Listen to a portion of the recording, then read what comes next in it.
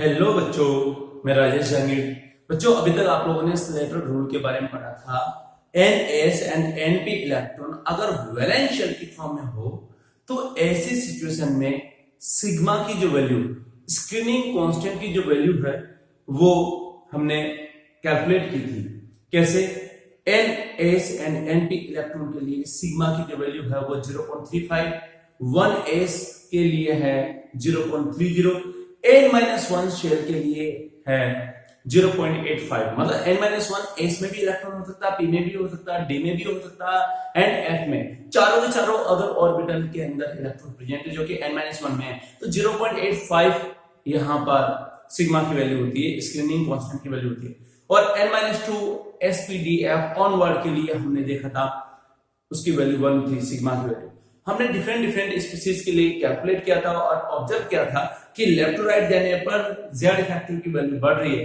हालांकि सिग्मा की भी वैल्यू बढ़ती है लेकिन जेड की वैल्यू बढ़ने के कारण क्या होता है, जेड इफेक्टिव नेट वैल्यू बढ़ती है। किसी ग्रुप के अंदर हमने देखा कि second period and third period में अगर देखते हैं तो थर्ड पीरियड के एलिमेंट का जेड इफेक्टिव सेकंड पीरियड से ज्यादा होता है, लेकिन बाद में ये लगभग कांस्टेंट होता है। यहाँ पर वेरिएशन आएंगे लेकिन लगभग कांस्टेंट हो जाता है।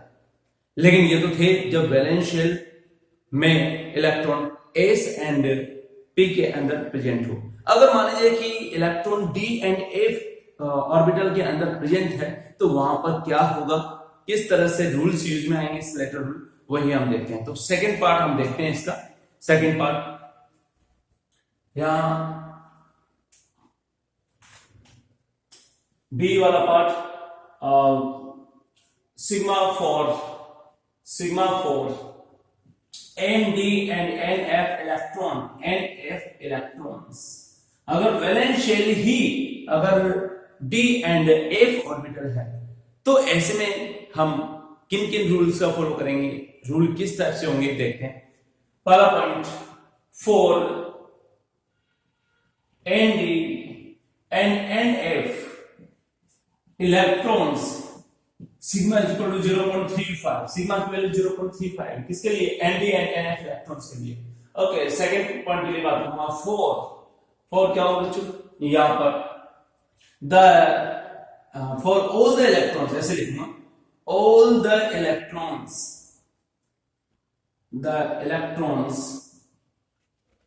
Present right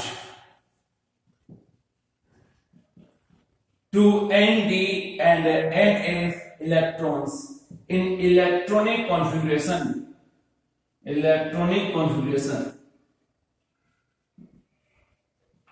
have zero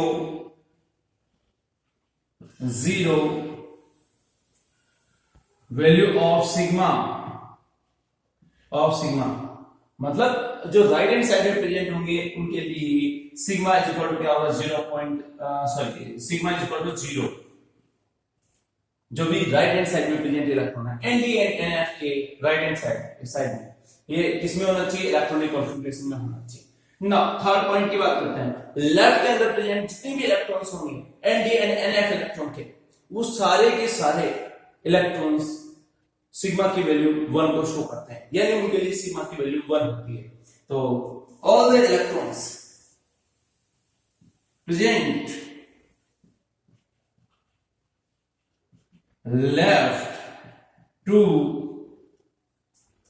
ND and NF electrons have one value of sigma, यानी मैं सिग्मा इज इक्वल टू 1 रखूंगा लेफ्ट के लिए for electrons present left to ND and NF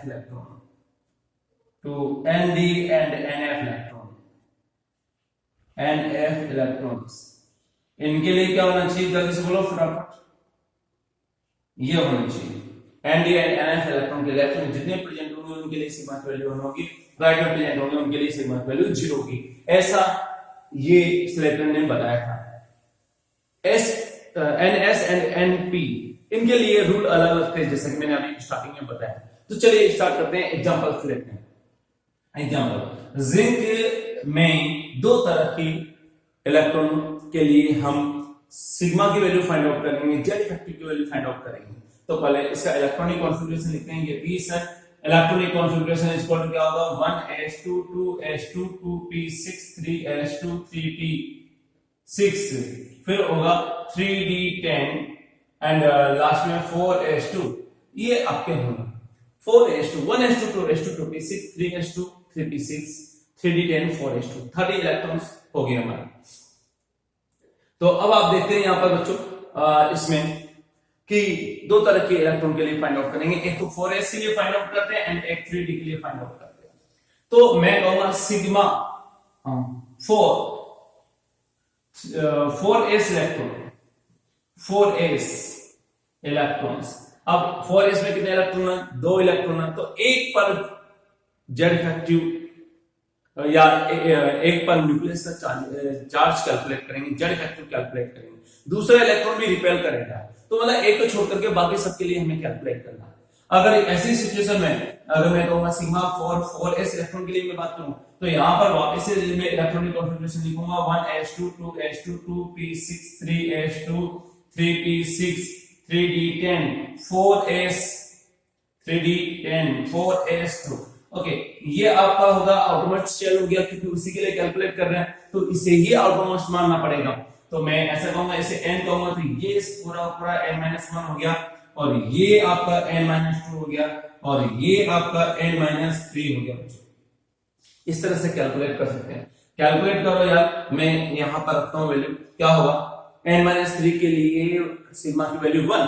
तो यहां पर देखो सिग्मा इज इक्वल टू क्या होगा, 2 multiply by 1 plus 6 plus 2 8 multiply by 1, क्योंकि n-2 से ऑनवर्ड जितने भी होंगे n-2 n-3 n-4 इन सब के लिए सिग्मा की वैल्यू होती है वो 1 होती है। तो क्या करें, आगे बढ़ते हैं। आगे क्या होगा यहाँ पर हम देखते हैं, ये n-1 के लिए 0.85 बताया था मैंने, तो 0.85 मल्टीप्लाई बाय यहां पर हो गया आपका 18 इलेक्ट्रॉन हो गए, कितने 18 इलेक्ट्रॉन प्लस 1 मल्टीप्लाई बाय यहां पर ns इलेक्ट्रॉन के लिए 0.35 था, 0.35। ओके, रखे 8 to 10 प्लस यहां पर इसको इससे मल्टीप्लाई करेंगे तो क्या होगा 1.7 को अगर 9 से मल्टीप्लाई करेंगे तो बच्चों आएगा 15.3, कितना 1.7 मल्टीप्लाई बाय 9, तो 15.3 ये वैल्यू आ जाएगी 0.35।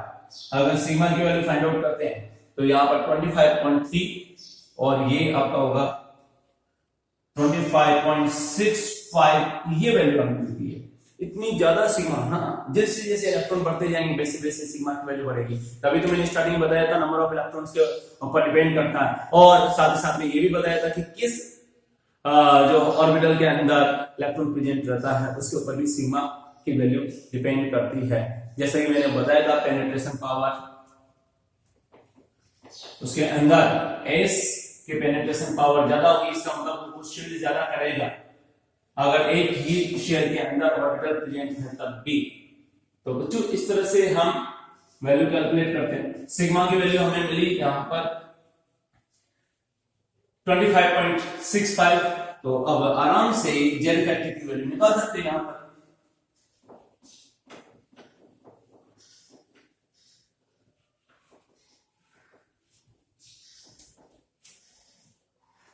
जेड इफेक्टिव, तो जेड इफेक्टिव क्या होगा बच्चों, z effective is equal to, आप लिखोगे यहां पर जेड इफेक्टिव की वैल्यू जो होगी वो होगी जेड माइनस सिग्मा।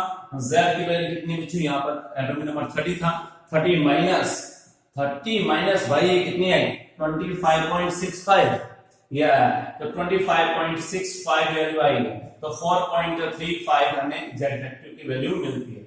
लेकिन ये किसके लिए, 4s इलेक्ट्रॉन के लिए, 4s इलेक्ट्रॉन यहां पर, या 4s इलेक्ट्रॉन, क्योंकि एक इलेक्ट्रॉन की बात करेंगे। नाउ सेकंड वाले केस में मैं चाहता हूं कि यार 3d इलेक्ट्रॉन के लिए जेड इफेक्टिव की वैल्यू फाइंड आउट करें, कितनी 3d इलेक्ट्रॉन के लिए। तो क्या किया जाए, देखो यहां पर z effective for 3D electrons, 3D electron. जब इलेक्ट्रॉनिक कॉन्फ़िगरेशन अगेन लिखा मैंने, क्या मिला 1s2 2s2 2p6 3s2 3p6 4 ये 3d10 हो जाएगा एंड 4s2 इलेक्ट्रॉन फिलअप करने के बाद में 4s की एनर्जी ज्यादा हो जाती है। तो मैं इस वाले शेल के लिए फाइंड आउट करना चाहता हूं, तो जब इसके लिए फाइंड आउट करना चाहता हूं तो यही वैलेंस शेल की तरह बिहेव करेगा, और जब ये वैलेंस शेल की तरह बिहेव करेगा तो यहां पर इसे n माना जाएगा।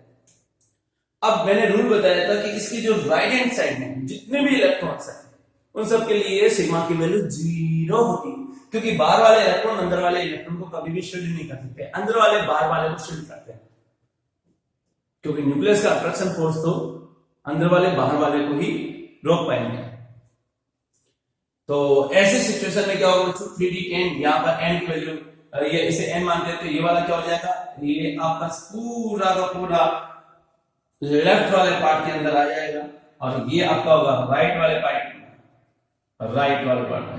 तो सिग्मा की वैल्यू निकालो, क्या होगा, लेफ्ट वाले पार्ट के लिए 1 होता है, बताया था कितने हो गए यहाँ पर 18 इलेक्ट्रॉन हो गए, 18 मल्टीप्लाई बाय 1 प्लस यहाँ पर राइट वाले पार्ट में कितना हो जाएगा, जल्दी से बताओ, 4s2 ये आपका हो गया बच्चों 4s2, इसका 0 हो जाएगा, तो 0 रख दिया, प्लस यहाँ पर एक इलेक्ट्रॉन के लिए जेड इफेक्टिव की वैल्यू फाइंड आउट कर रहे हैं, तो ऑब्वियस है कि यहाँ पे 3d10 कितना हो जाएगा, इसमें से एक इलेक्ट्रॉन रिमूव करेंगे तो 9 मल्टीप्लाई बाय 0.35 ये वैल्यू हमें मिलती है।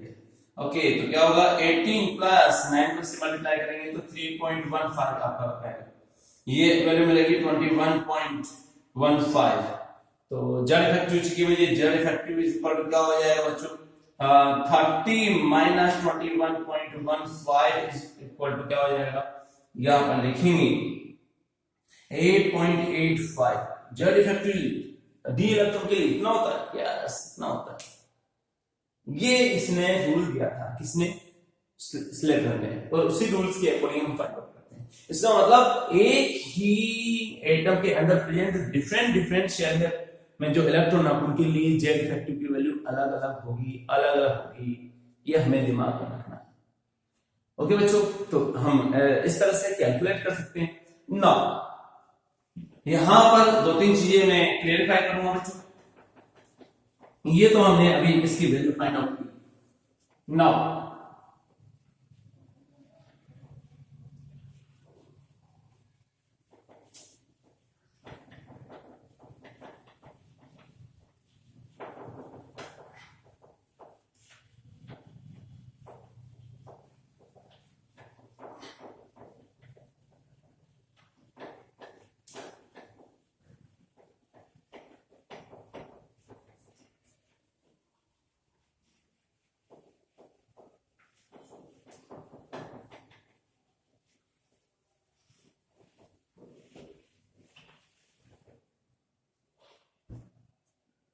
नाउ नेक्स्ट बच्चों, चलिए एक पीरियड की हम बात करते हैं। यहां पर क्या होगा बच्चों, lithium, beryllium, boron, carbon, nitrogen, oxygen, fluorine, यहां पर इस तरह से देख सकते हैं। Z की वैल्यू होगी बच्चों 3 4 5 6 7 8 9 ये वैल्यू होगी। चाहो तो आप नियॉन भी ले सकते हो, यहां पर नियॉन के लिए भी निकाल सकते हो। ये सिग्मा की जो वैल्यू हम निकालते हैं बच्चों, तो क्या होगा, सिग्मा की वैल्यू जब इसके लिए निकाला हमने तो क्या वैल्यू मिली, यहां पर जो वैल्यू मिलेगी वो 1.3 मिलेगा, कितना 1.3। ठीक है बच्चों, और ये सिग्मा की वैल्यू मिली। ना इसके लिए सिग्मा की वैल्यू निकालेंगे तो क्या होगा, यहाँ पे 2 इलेक्ट्रॉन तो अंदर थे और 1 इलेक्ट्रॉन है वो बाहर है। इसका मतलब मैं यहाँ पर लिख सकता हूँ 1 इलेक्ट्रॉन बाहर है बाहर वाले शेल में। तो जैसे ही सोल्व करेंगे यहाँ पर वैल्यू आएगी 0.85, क्योंकि इसका इलेक्ट्रॉनिक कॉन्फ़िगरेशन देखेंगे तो क्या होगा 1s2 1s2 2s2 इस तरह से। तो यहाँ पर 2 multiply by 0.85 plus 1 multiply by 0.35 ये वैल्यू होगी 1 इलेक्ट्रॉन के लिए निकालेंगे सिग्मा। तो जब इसको सोल्व करते हैं ये 1.7 होगा, यस, तो ये आपका होगा 2.05। क्या होगा 2.05। हमने देखा कि लेफ्ट राइट यानी पर जो सिग्मा की वैल्यू है 0.35 से इंक्रीज हो गया। उसी तरह से यहाँ पे भी जाएंगे तो सिग्मा की वैल्यू आएगा 2.40 आएगा जब बोरॉन के लिए कैलकुलेट करेंगे।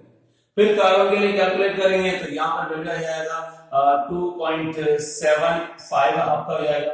नेक्स्ट नाइट्रोजन के लिए कैलकुलेट करेंगे तो ये वैल्यू आएगी 3.10 वैल्यू आएगी।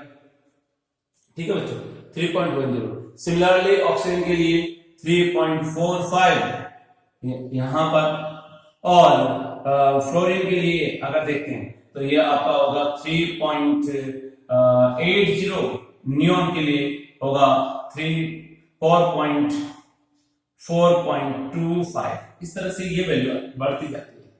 ओके बच्चों, मैं जेड फैक्टर अगर निकालना चाहता हूं तो क्या होगा बच्चों, जेड माइनस सिग्मा होता है ये जेड फैक्टर, क्या होगा जेड माइनस सिग्मा, इसका फॉर्मूला होता है 3 माइनस 1.7 लिखेंगे तो 1.3 मिलेगा। 4 माइनस 2.05 रखते हैं तो आपका होगा 1.95 ये वैल्यू मिलेगी। मतलब अगर देखें तो जेड फैक्टर की वैल्यू 0.65 से इंक्रीज होगी। यहां पर आपका हो जाएगा ये 2.60 हो जाएगा। उसके बाद में और रखते हैं तो ये 3 आपका हो जाएगा 25, ये आपका होगा 3.90, फिर होगा 4.55। इस तरह से हम कैलकुलेट कर सकते हैं बच्चों। एक मिनट, ये 5, हाँ 4.55, 0.65 से वैल्यू क्या होगी, इंक्रीज होगी तो 4.55। इसके बाद में आपका हो जाएगा ये होगा 5.20 फ्लोरीन के लिए जैसा हमने कैलकुलेट किया था, एंड आपका होगा यहाँ पर 5.85 ये वैल्यू हमें मिल जाती है। ये आपका होगा 4.15। तो इस तरह से हमने देखा कि जेड फैक्टर की वैल्यू है वो 0.65 से वैल्यू इंक्रीज हो जाती है। सिमिलरली अगर बात करें यहाँ पर हम सोडियम, उसके बाद में magnesium, aluminium, silicon, phosphorus, sulphur, chlorine and ये आपका होगा ऑर्गन, इनके लिए वैल्यू कैलकुलेट करते हैं तो आपने देखा जेड की वैल्यू क्या होगी, यहाँ पर 11, 12, 13, 14, 15, 16, 17, 18। यहाँ पर जेड फैक्टर जब आप सोल्व करोगे तो बच्चों यहाँ पर 2.2 आता है। क्या था 2.2, ये आपका होगा 2.85 हो गया। उसके बाद में आपका हो जाएगा 3.5 हो गया एल्यूमिनियम के लिए। इसके लिए आपका होगा 4.15 सिलिकॉन के लिए, और फास्फोरस के लिए ये हो जाएगा 4.80। फिर उसके बाद में आपका होगा 5.45 सल्फर के लिए, क्लोरीन के लिए आपका होगा 6.10, और ये आर्गन के लिए 6.75 ये वैल्यू होगी। यानी जेड फैक्टर की वैल्यू लेफ्ट राइट जाने पर बढ़ती है। लेकिन आपने देखा कि सेकंड पीरियड के कंपैरिजन में थर्ड पीरियड में जेड फैक्टर की वैल्यू है वो ज्यादा होती है। तो यही इंपॉर्टेंट पॉइंट हमें ध्यान रखना होगा। तो एक तो ये है, जब मैंने ये वैल्यू कैलकुलेट की और यहाँ पर रखी तो आपको पता चला कि दोनों के बीच में हमेशा एक पीरियड के अंदर 0.65 का डिफरेंस आता है। कितना आता है 0.65। यहाँ पर भी आप देखोगे तो 0.65 का डिफरेंस आ रहा है ईच पॉइंट पर। इसका मतलब z factor left to right ज्यादा बढ़ रहा है, लेकिन 0.35 वैल्यू से ऊपर से नीचे जाने पर, सेकंड से थर्ड जाने पर बढ़ता, लेकिन बाद में कांस्टेंट हो जाता लगभग। क्यों? क्योंकि हर जगह यहाँ पर एक्सेप्शन है। तो इंपॉर्टेंट पॉइंट लिखूंगा आपने। पहला पॉइंट क्या होगा, z factor increases left to right in periodic table.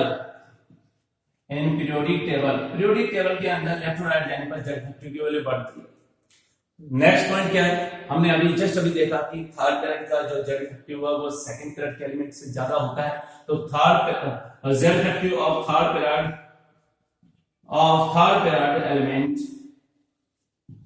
elements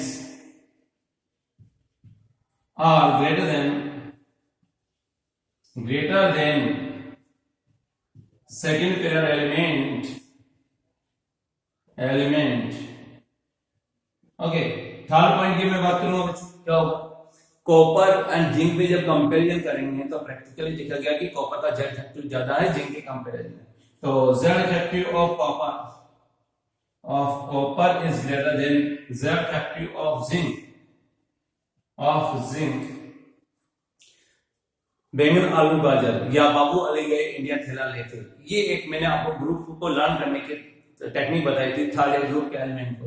तो यहाँ पर मैं लिखूंगा, यहाँ देखो Z effective of gallium, gallium के नीचे की तरफ रहता है, तो of gallium is greater than Z effective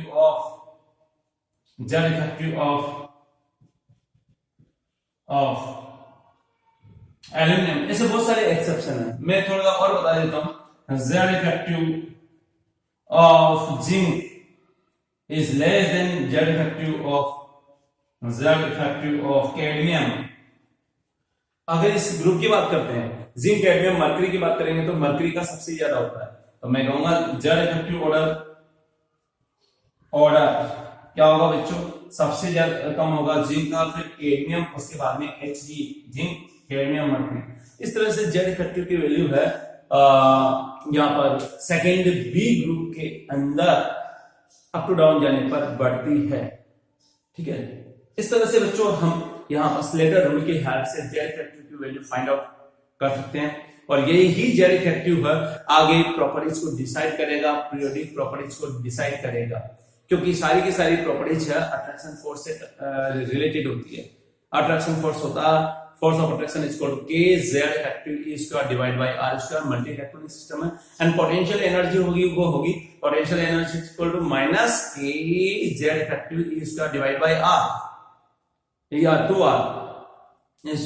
potential energy तो r होगी and total energy k z effective minus k z effective e square divided by 2r, ये वैल्यू होगी। तो बच्चों यहाँ पर ये सारी की सारी चीजें फोर्स ऑफ अट्रैक्शन पर डिपेंड करते हैं, या मैं ऐसा कर सकता हूँ Z इफेक्टिव से डिसाइडेड होती है। तो लेफ्ट टू राइट जाने पर Z इफेक्टिव की वैल्यू बढ़ेगी तो फोर्स ऑफ अट्रैक्शन की वैल्यू बढ़ेगी। डाउन द ग्रुप जाने पर अगर मैं देखता हूँ तो नंबर ऑफ शेल बढ़ते हैं, Z इफेक्टिव तो कांस्टेंट रहता है लेकिन नंबर ऑफ शेल बढ़ते हैं, तो नंबर ऑफ शेल के इनवर्सली प्रोपोर्शनल होता है, क्योंकि force of attraction is equal to 1/r square. r क्या होगा बच्चों, नंबर ऑफ शेल के ऊपर डिपेंड करते हैं, नंबर ऑफ शेल बढ़ेंगे तो r की वैल्यू बढ़ेगी। इस तरह से सारी की सारी पीरियोडिक प्रॉपर्टीज को हम Z इफेक्टिव के साथ में कनेक्ट करेंगे नेक्स्ट लेक्चर में। Thank you.